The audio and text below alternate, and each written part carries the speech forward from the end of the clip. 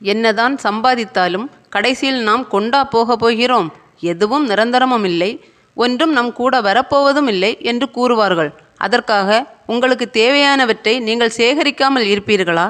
உடல் கூட உங்களுக்கு சொந்தமில்லை என்று நான் ஒத்துக்கொள்கிறேன். அதற்காக நீங்கள் எதுவும் முயற்சிக்காமல் அமைதியாக ஓரிடத்தில் இருந்தால் உங்களுக்கு ஒருவேளை உணவு கிடைக்குமா? நீங்கள் உழைத்தால்தான் ஒருவேளை உணவு கூட உண்ண முடியும். பறவைகளுக்கு மரங்கள் சொந்தமில்லை, இருந்தும் அவைகள் கூடு கட்டுகின்றது. எதற்காக? தான் முட்டையிடுவதற்கும் முட்டையிட்டபின் அதில் இருந்து வரும் தன் குஞ்சுகளை பாதுகாக்கவும் தான். அதோடு அவைகள் அமைதியாக இருக்கிறதா? தன் குஞ்சுகளின் பசியை அறிந்து கொண்டு எங்கு சென்றாவது இரை தேடி தன் குஞ்சுகளுக்கு கொண்டு வந்து கொடுக்கிறது. எதுவுமே சொந்தமில்லை என்று அமைதியாக இருந்தால் எதுவும் கிடைக்கப் போவதில்லை. இருப்பது வரை யாருடைய தயவும் இல்லாமல் வாழ வேண்டும் என்று உழைக்க கற்றுக்கொள்ளுங்கள். நிச்சயம் இல்லாத வாழ்க்கை என்றாலும் இருப்பது வரை மகிழ்ச்சியாக வாழலாமே. இன்று நீங்கள் சம்பாதித்தால் நாளை உங்கள் பிள்ளைகள் வாழ்வார்கள். நீங்கள் சென்றாலும் உங்கள் இரத்தம் வாழ்ந்து கொண்டுதான் இருப்பார்கள். நீங்கள் சேர்த்து வைத்திருக்கிறீர்கள் என்று உங்கள் பிள்ளைகள் உழைக்காமல் அமைதியாக இருந்தால் நாளை அவர்கள் பிள்ளைகளின் எதிர்காலம் கேள்விக்குறியாகிவிடும். நீங்கள் செய்யும் செயல் நல்லவையாக இருந்தாலும் தீயவையாக இருந்தாலும் உங்கள் பிள்ளைகள் உங்களிடமிருந்துதான் கற்றுக்கொள்வார்கள். ஒரு கோயிலில் தெய்வம் இருக்கிறார், எல்லோரும் வழிபடுகிறார்கள். நாளை நம் கோயில் இடிக்கப்படும் என்று தெரிந்த அந்த தெய்வம் பக்தர்களுக்கு அருள் தராமல் இருப்பார்களா?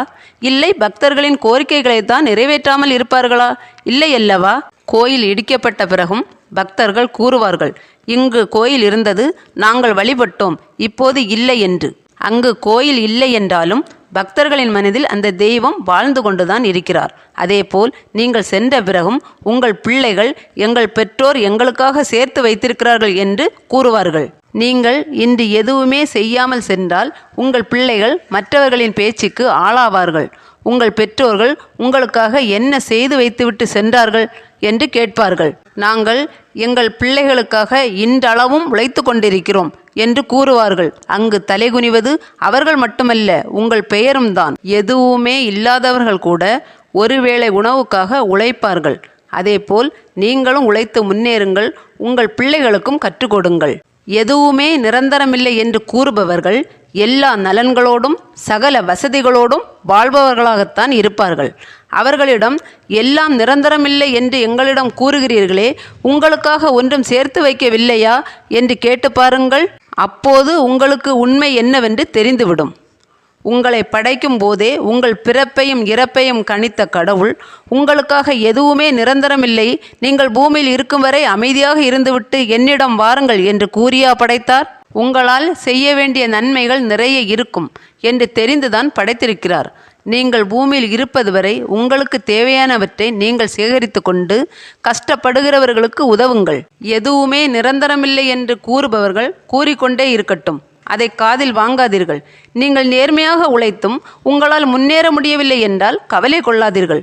உங்களை எப்படியும் முன்னேற செய்வேன் என்று அடுத்த அடியை எடுத்து வைக்க உங்களுடன் சேர்ந்து உழைப்பதற்கு கடவுள் தயாராகி கொண்டிருக்கிறார் என்று தெரிந்து கொள்ளுங்கள்.